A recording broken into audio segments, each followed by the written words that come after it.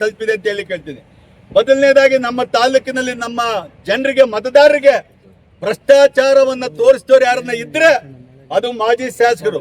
1,000 ರೂಪಾಯಿ ಹಣವನ್ನ ಕೊಟ್ಟು ಅವತ್ತಿನ ದಿನ ಅವರು ಗೆಲ್ಲಿಕ್ಕೆ ಅವಕಾಶ ಮಾಡಿಕೊಂಡ್ರು. ಅದು ಭ್ರಷ್ಟಾಚಾರ ಅಲ್ವಾ? ಇವತ್ತು ಎಲ್ಲ ನಮ್ಮ ಮಾಲೂರು ತಾಲೂಕಿನ ಮುಖಂಡರುಗಳ ಒಟ್ಟಿಗೆ ಸನ್ಮಾನ್ಯ ಓಡಿ ವಿಜಯ್ ಕುಮಾರ್ ಅವರ ನೇತೃತ್ವದಲ್ಲಿ ಏನು ಮಾಲೂರು ತಾಲೂಕು ಅಗಲಕೋಟೆ ಅನ್ನೋ ಒಂದು ಗ್ರಾಮದ ಪಿತೂರಿ ಏನು ನಡೀತಾ ಇದೆ, ಆ ಪಿತೂರಿಯ ಹಿಂದೆ ಯಾರಿದ್ದಾರೆ ಅಂತ ತಮ್ಗೆಲ್ಲ ಈಗಾಗಲೇ ಗೊತ್ತಾಗಿದೆ. ಆ ಪಿತೂರಿ ಒಬ್ಬ ರೈತರು, ಅವರು ಇವತ್ತು 35-40 ವರ್ಷಗಳಿಂದ ಇದ್ದಂತ ರೈತರು ಕೃಷ್ಣಪ್ಪ ಮತ್ತು ಅವ್ರ ಕುಟುಂಬದವ್ರು ಇಲ್ಲೇ ಇದ್ದಾರೆ. ಅವರಿಂದ ಪಾಪ ತಗೊಂಡ್ರು ಅಂತ ಒಬ್ಬ ಗಂಗಾಧರ್ ಅವರು ನಮ್ಮ ಸ್ನೇಹಿತರು. ಈ ಜಮೀನಿಗೆ ಮತ್ತು ಓಡಿ ವಿಜಯ್ ಕುಮಾರ್ ಅವರಿಗೆ ಸಂಬಂಧ ಇಲ್ಲದೇ ಇದ್ರು ಸಹ ಓಡಿ ವಿಜಯ್ ಕುಮಾರ್ ಅವರು ಜಮೀನು ಅಂತೇಳಿ ಜನರನ್ನ ದಾರಿ ತಪ್ಪಿಸುವಂತ ಕೆಲಸ ಸನ್ಮಾನ್ಯ ಮಾಲೂರು ತಾಲೂಕಿನ ಮಾಜಿ ಶಾಸಕರು ಅವ್ರ ತಂಡ ಈಗ ಮಾಡ್ತಾ ಇದೆ. ಅದಕ್ಕೆ ನಾವು ಇವತ್ತು ನಮ್ಮೆಲ್ಲ ಮುಖಂಡರು ವಿಜಯ್ ಕುಮಾರ್ ಅವ್ರನ್ನ ಕೇಳಿದ್ವಿ, ನಿಮಗೂ ಇದಕ್ಕೂ ಸಂಬಂಧ ಇದ್ರೆ ಸಂಬಂಧ ಇದೆ ಅಂತೇಳಿ, ನಿಮಗೂ ಇದಕ್ಕೂ ಸಂಬಂಧ ಇಲ್ಲ ಅಂದ್ರೆ ಅದರಲ್ಲಿರುವಂತ ಯಾವುದೇ ಸ್ಕೂಲ್ ಜಾಗ ಇರ್ಬೋದು, ರಾಜಕಾಲುವೆ ಇರ್ಬೋದು, ಕೆರೆ ಇರ್ಬೋದು, ಅವುಗಳನ್ನ ನಾವೇ ಹೋಗಿ DC ಅವರ ಮುಖಾಂತರ DC ಅವರ ಮುಂದೆ ಸರ್ಕಾರದ ಆಸ್ತಿ ಇದ್ರೆ ಈ ಕೂಡಲೇ ಸರ್ವೆ ಮಾಡಿ ನಮ್ಮ ಸರ್ಕಾರದ ಆಸ್ತಿಯನ್ನ ಗೋಮಾಳ ಇರ್ಬೋದು, ಕೆರೆ ಇರ್ಬೋದು, ರಾಜಕಾಲುವೆ ಇರ್ಬೋದು ಮತ್ತು ಸ್ಕೂಲ್ ಜಾಗ ಇರ್ಬೋದು ನೀವು ವಶಕ್ಕೆ ಪಡ್ಕೊಂಡು ಅಲ್ಲಿ ಇರೋ ರೈತರಿಗೆ ಮತ್ತು ನಮ್ಮ ತಾಲೂಕಿನ ಜನತೆಗೆ ಆ ಸ್ಕೂಲ್ ಜಾಗವನ್ನ ಬಿಟ್ಕೊಡ್ಬೇಕು ಅಂತ ಕೇಳಲಿಕ್ಕೆ ಬಂದಿದ್ದು. ಇವತ್ತು ಅದಕ್ಕೆ ಸಂಬಂಧಪಟ್ಟಂತೆ ಎಲ್ಲಾ ದಾಖಲಾತಿಗಳನ್ನ ಯಾರು ಇವತ್ತು ಅವರು ವಾರಸ್ದಾರಿದ್ದಾರೆ, ಜಮೀನ್ದಾರಿದ್ದಾರೆ, ಅವರು ಕೊಟ್ಟಿದ್ದಾರೆ. ನಾವು ಸಹ ಹೇಳಿದ್ದೀವಿ, ಸೂಕ್ತ ಕ್ರಮ ಕೈಗೊಂಡು ಕೂಡಲೇ ಇದರ ಬಗ್ಗೆ ನೀವು ನಮ್ಮ ಜನಕ್ಕೆ, ಮಾಲೂರು ತಾಲೂಕಿನ ಜನಕ್ಕೆ, ನಮ್ಮ ತಾಲೂಕಿನ ಜನ ಯಾಕಂದ್ರೆ ಮುಗ್ಧರು, ಯಾವುದನ್ನ ಯಾವಾಗ ಏನ್ ಹೇಳಿದ್ರು ಕೇಳ್ತಾರೆ.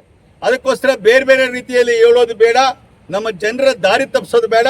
ದಯಮಾಡಿ ಅಧಿಕಾರಿಗಳು ಇವತ್ತೊಂದು ಸಮಿತಿಯನ್ನ ರಚನೆ ಮಾಡಿದ್ದಾರೆ ವಿಧಾನಸೌಧದಿಂದ, ಆ ಸಮಿತಿಯವರು ಏನ್ ರಿಪೋರ್ಟ್ ಕೊಟ್ಟಿದ್ದಾರೆ ಅದು ಫೈನಲ್ ರಿಪೋರ್ಟ್ ಕೊಟ್ಟು ಕೂಡಲೇ ಅದನ್ನ ಬಗೆಹರಿಸಿಕೊಡ್ಬೇಕು ಅಂತ ನಾವು ಕೇಳ್ಕೊಂಡಿದ್ದೀವಿ. ಆಯ್ತು, ನಾವು 1 ವಾರದಲ್ಲಿ ಇದನ್ನ ಈಗಾಗಲೇ ನಾವು ಸಮಿತಿ ರಚನೆ ಆಗಿದೆ, ರಿಪೋರ್ಟ್ ಕೊಟ್ಟಿದ್ದೀವಿ, ಈ 1 ವಾರದಲ್ಲಿ ಬಗೆಹರಿಸ್ತೀವಿ ಅಂತ ಹೇಳಿದ್ದಾರೆ. ಆದರೆ ನಾವು ಹೇಳೋದಿಷ್ಟೇ, ಮಾಲೂರಿನಲ್ಲಿ ಭ್ರಷ್ಟಾಚಾರ ಬಹಳಷ್ಟು ತಾಂಡವಾಡ್ತಾ ಇದೆ.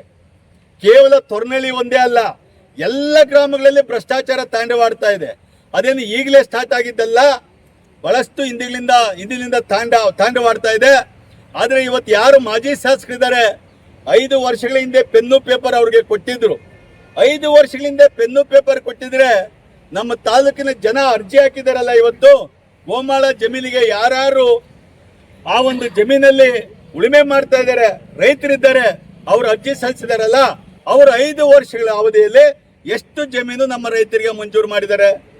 ಮತ್ತು 5 ವರ್ಷ ಶಾಸಕರಾಗಿದ್ದಂಥ ಸಂದರ್ಭದಲ್ಲಿ ಅವರು ಏನೇನು ಕೆಲಸ ಮಾಡಿದ್ದಾರೆ ಅದನ್ನು ಸ್ಪಷ್ಟವಾಗಿ ಹೇಳಬೇಕು. ಅವತ್ತು ಭ್ರಷ್ಟಾಚಾರ ಇರಲಿಲ್ಲ, ಅವತ್ತಿಂದ ಸ್ಟಾರ್ಟ್ ಆಗಿದ್ದು ಭ್ರಷ್ಟಾಚಾರ ಇವತ್ತು ಈ ಮಟ್ಟಕ್ಕೆ ತಲುಪಿದೆ ಅಂತ ಹೇಳಿ ಕೇಳ್ತೀನಿ. ಮೊದಲನೇದಾಗಿ ನಮ್ಮ ತಾಲೂಕಿನಲ್ಲಿ ನಮ್ಮ ಜನರಿಗೆ ಮತದಾರರಿಗೆ ಭ್ರಷ್ಟಾಚಾರವನ್ನ ತೋರಿಸಿದವರು ಯಾರನ್ನ ಇದ್ರೆ ಅದು ಮಾಜಿ ಶಾಸಕರು. 1,000 ರೂಪಾಯಿ ಹಣವನ್ನ ಕೊಟ್ಟು ಅವತ್ತಿನ ದಿನ ಅವರು ಗೆಲ್ಲಿಕ್ಕೆ ಅವಕಾಶ ಮಾಡಿಕೊಂಡ್ರು. ಅದು ಭ್ರಷ್ಟಾಚಾರ ಅಲ್ವಾ? ಅವತ್ತು ರೈತರಿಗೆ 1,000 ರೂಪಾಯಿ ಹಣ ಕೊಟ್ಟಿದ್ದು ಭ್ರಷ್ಟಾಚಾರ ಅಲ್ವಾ? ಅದು ಪ್ರಾರಂಭವಾಗಿ ಇವತ್ತು ದೊಡ್ಡ ಮರವಾಗಿ ಬೆಳೆದಿದೆ. ಇವತ್ತು ನಮ್ಮ ರೈತರ ಜಮೀನ, ಗೋಮಾಳ ಜಮೀನುಗಳನ್ನ 0 ಅನ್ನೋ ಹೆಸರಲ್ಲಿ ಬಹಳಷ್ಟು ಜನ ಇವತ್ತು ರಿಯಲ್ ಎಸ್ಟೇಟ್ ಮಾಡ್ತಾ ಇದ್ದಾರೆ. ಅದು ಇವತ್ತಿನ ಹಾಲಿ ಶಾಸಕರು ಕೇವಲ DC ಆಫೀಸ್ ಬಂದು ನಾನು ಅರ್ಜಿಯನ್ನು ಕೊಟ್ಟಿದ್ದೀನಿ, ಯಾವುದೇ ನಮ್ಮ ತಾಲೂಕಲ್ಲಿ ದಾಖಲಾತಿಗಳು ತಿರುಚಿರೋದಾಗಲಿ, ಭ್ರಷ್ಟಾಚಾರ ನಡೆದಿರೋದಾಗಲಿ ಇದ್ರೆ ಕ್ರಮ ಕೈಗೊಳ್ಳಿ ಅಂತ ಹೇಳಿದ್ರೆ ಒಬ್ಬ ಶಾಸಕರು ಹೇಳೋ ಮಾತಲ್ಲ. ಒಬ್ಬ ಶಾಸಕರು ಏನಿವತ್ತು ಭ್ರಷ್ಟಾಚಾರ ಆಗಿದೆ ಅವ್ರ ಗಮನಕ್ಕೆ ಬಂದಿದೆ. ಇವತ್ತು ತೊರ್ನಳ್ಳಿ ಇರ್ಬೋದು, ಶಿವಾರಪಟ್ಟಣ ಇರ್ಬೋದು, ಶೇಖಮಾನ್ಪುರ ಇರ್ಬೋದು, ದೊಂಬ್ರಳ್ಳಿ ಇರ್ಬೋದು, ನಿದರ್ಮಂಗಲ ಇರ್ಬೋದು, ಚನ್ಕಲ್ ಇರ್ಬೋದು, ಇಡೀ ತಾಲೂಕಿನಾದ್ಯಂತ ಇವತ್ತು ಮಾಸ್ತಿ ತಗೊಳ್ಳಿ, ಲಕ್ಕೂರ್ ತಗೊಳ್ಳಿ, ಟೇಕಲ್ ತಗೊಳ್ಳಿ, ಎಲ್ಲ ಗ್ರಾಮಗಳಲ್ಲಿ ಎಲ್ಲ ಇದರಲ್ಲಿ ಗೋಮಾಳ ಜಮೀನುಗಳನ್ನ ನುಂಗ್ತಾ ಇದ್ದಾರೆ. ಅಷ್ಟೇ ಅಲ್ಲ, ದೇವಸ್ಥಾನ ಜಮೀನುಗಳನ್ನ ನುಂಗ್ತಾ ಇದ್ದಾರೆ. ದೇವಸ್ಥಾನ ಇನಾಮತಿ ಜಮೀನುಗಳನ್ನ ಇವತ್ತು ಬೇರೆಯವ್ರಿಗೆ ಮಾಡ್ಕೊಂಡಿದ್ದಾರೆ. ಬೇರೆ ಬೇರೆ ಬೇರೆಯವರ ಹೆಸರಲ್ಲಿ ಬೇರೆ ಒಬ್ಬ ಯಾರೋ ದಾನ ಮಾಡಿರ್ತಾರೆ, ದೇವಸ್ಥಾನಕ್ಕೆ ಕೊಟ್ಟಿರ್ತಾರೆ, ಅವ್ರು ಯಾರೋ ಸತ್ತೋಗಿರ್ತಾರೆ, ಅವರನ್ನ ಸೃಷ್ಟಿ ಮಾಡಿ ಬೇರೆ ಒಬ್ಬ ವ್ಯಕ್ತಿಗಳನ್ನ ತಂದು ಇವತ್ತು ರಿಜಿಸ್ಟರ್ ಮಾಡಿಕೊಂಡು ಖಾತೆ ಮಾಡಿದ್ದಾರೆ. ಆದ್ರಿಂದ ಭ್ರಷ್ಟಾಚಾರ ಇವತ್ತು ಮುಕ್ತವಾಗಬೇಕು. ನಾವು ಸ್ವಾಗತವನ್ನ ಮಾಡ್ತೀವಿ. ಮಾಲೂರಿನಲ್ಲಿ ಭ್ರಷ್ಟಾಚಾರ ಮುಕ್ತವಾಗಿ ಮಾಡೋದಕ್ಕೆ ನಾವೆಲ್ಲ ಸ್ವಾಗತ ಮಾಡ್ತೀವಿ. ಭ್ರಷ್ಟಾಚಾರದ ವಿರುದ್ಧವಾಗಿ ನಾವು ಹೋರಾಟ ಮಾಡ್ತೀವಿ. ಸನ್ಮಾನ್ಯ ಊಡಿ ವಿಜಯಕುಮಾರ್ ನೇತೃತ್ವದಲ್ಲಿ 28 ಪಂಚಾಯತಿಗಳಲ್ಲಿ ಈ ಭ್ರಷ್ಟಾಚಾರ ವಿರುದ್ಧವಾಗಿ ಆಂದೋಲನ ಸ್ಟಾರ್ಟ್ ಮಾಡಿದ್ದೀವಿ. ಇವತ್ತು 2028ಕ್ಕೆ ನಾವಿವತ್ತೇನು JDS ಪಕ್ಷವನ್ನು ಸೇರಿದ್ದೀವಿ. ಅದು ರೈತರ ಪಕ್ಷ, ಅದು ದೇವೇಗೌಡರು ಇರ್ಬೋದು, ಕುಮಾರಸ್ವಾಮಿ ಇರ್ಬೋದು, ನಿಖಿಲ್ ಅವರು ಇರ್ಬೋದು, ಅವರ ನೇತೃತ್ವದಲ್ಲಿ ಇವತ್ತು ನಮ್ಮ ಊಡಿ ವಿಜಯಕುಮಾರ್ ಅವರಿಗೆ 2028ಕ್ಕೆ NDA ಅಭ್ಯರ್ಥಿ ಆಗ್ತಾರೆ. ನಾವು 2028ಕ್ಕೆ ಊಡಿ ವಿಜಯಕುಮಾರ್ ಅವರು ಗೆಲ್ತಾರೆ. ಅವತ್ತಿನ ದಿನ ರೈತರ ಅರ್ಜಿ ಇರ್ಬೋದು, ಈ ಭ್ರಷ್ಟಾಚಾರ ಇರ್ಬೋದು, ನಾವು ಪ್ರಾರಂಭ ಮಾಡಿದ್ದೀವಿ. ಮುಕ್ತವಾದಂಥ ಮಾಲೂರನ್ನ ಮಾಡ್ತೀವಿ. ನಮ್ಮ ಜನರಿಗೆ ಒಳ್ಳೆಯ ನ್ಯಾಯ ಕೊಡುವಂಥ ಕೆಲಸ ನಾವು ಮಾಡ್ತೀವಿ ಅಂತ ಹೇಳ್ತಾ ನನ್ನ ಮಾತಿಗೆ